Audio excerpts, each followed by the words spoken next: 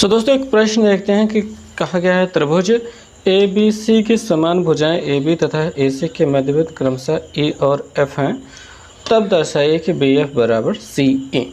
तो इसके लिए हमें एक चित्र की आवश्यकता है, बिना चित्र बनाए तो ये समझ नहीं आएगा।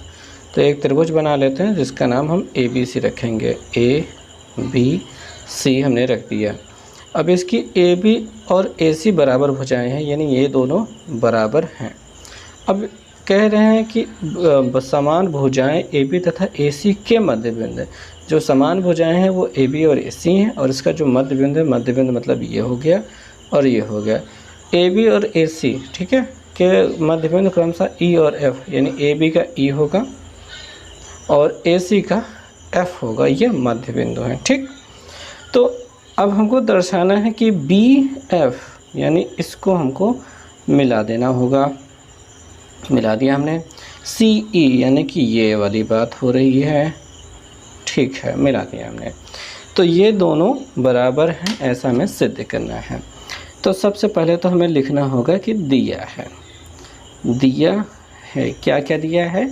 सबसे पहले त्रिभुज ए बी सी में दिया है, ए बी सी में, ठीक है, ए बी बराबर ए सी तथा ए बी तथा ए सी के मध्य बिंदु क्रमशः मध्य बिंदु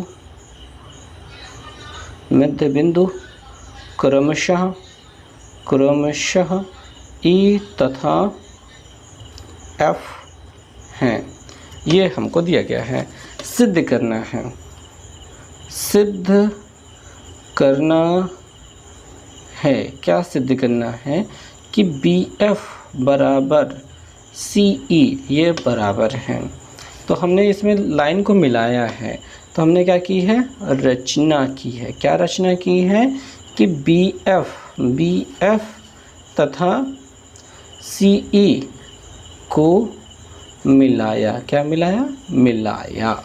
ठीक है, रचना देखिए, ये जो त्रिभुज वगैरह से मध्य बिंदु वगैरह थे ये पहले से दिए गए थे, और हमने रचना में इनको मिलाया है। मिलाने के बाद उपपत्ति होती है। उपपत्ति में क्या आएगा? तो हमें देखना है कि बी एफ और सी ई ये जो है, ठीक है, चूँकि ये भुजाएं बराबर दी गई हैं तो इसके सामने वाले ये जो कोण हैं ये भी बराबर होंगे। ठीक, उपपत्ति में यही होगा। ठीक है, तो त्रिभुज ए बी सी, अच्छा इस कोण को ले लेंगे, ये भुजा उभयनिष्ठ हो जाएगी। और एक चीज़ लेना है क्या? कि ये भुजाएं बराबर हैं, तो मध्य बिंदु लेने से ये इसका आधा हो जाएगा, और आधा होने के बाद भी आधे बराबर होते हैं। मतलब मैं धीरे धीरे से आपको लेके चलता हूँ। सबसे पहले तो त्रिभुज ए बी सी में ए बी बराबर ए सी ये दिया है। चूँकि समान भुजा के सम्मुख कोण क्या होते हैं? सम्मुख कोण बराबर होते हैं। क्या होते हैं? बराबर होते हैं। इसलिए ए बी के सामने वाला ये जो सी है और ए सी के सामने वाला जो बी है वो बराबर होंगे। इसलिए कोण बी, या फिर हम लिख सकते हैं ए बी सी लिखेंगे, ज़्यादा बेहतर रहेगा। कोण ए बी सी बराबर होगा कोण ए सी बी के, ए सी बी। ठीक है, ये दोनों बराबर हो जाएंगे। इसको हम समीकरण नंबर 1 बनाएंगे। ठीक, ओके, अब यहाँ पे आने की बारी हो जाएगी। अब लिखेंगे पुनः क्या? त्रिभुज ए बी सी में हमारा ए बी बराबर था ए सी के। ठीक है, ये दिया है। ठीक, ये होगी बात। तथा चूँकि ए बी तथा ए सी के मध्य बिंदु क्रमशः ई तथा एफ हैं।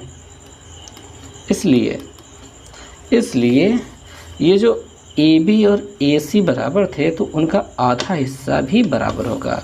इसलिए ए बी बटे 2 बराबर ए सी बटे 2। और ए बी का आधा हिस्सा क्या होगा? ए बी का आधा हिस्सा ये ऊपर वाला भी हो सकता है और नीचे वाला भी हो सकता है।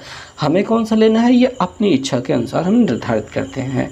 यहाँ पे हमारा मन कर रहा है कि हम नीचे वाला ले लें, हालांकि ऊपर वाला भी ले सकते हैं, कोई दिक्कत की बात नहीं होगी।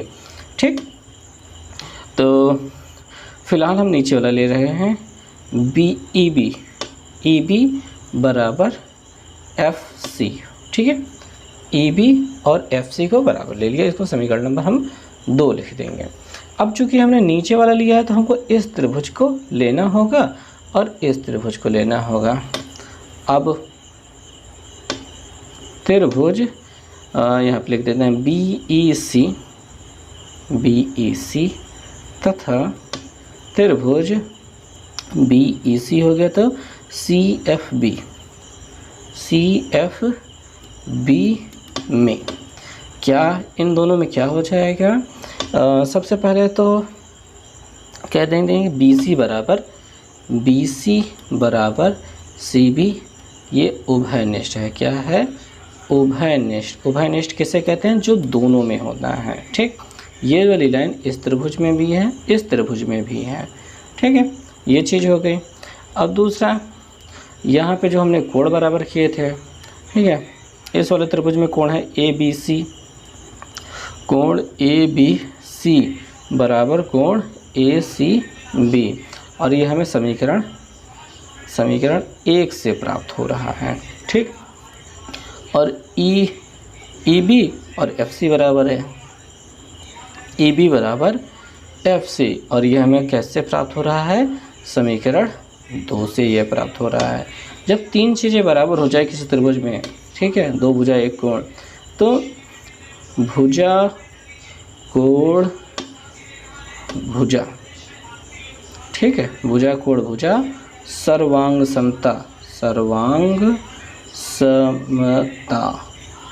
समता से त्रिभुज, ये दोनों त्रिभुज सर्वांग सम हो जाएंगे। बी ई सी बराबर, सर्वांगसम दिखाना था, सर्वांगसम त्रिभुज सी एफ बी।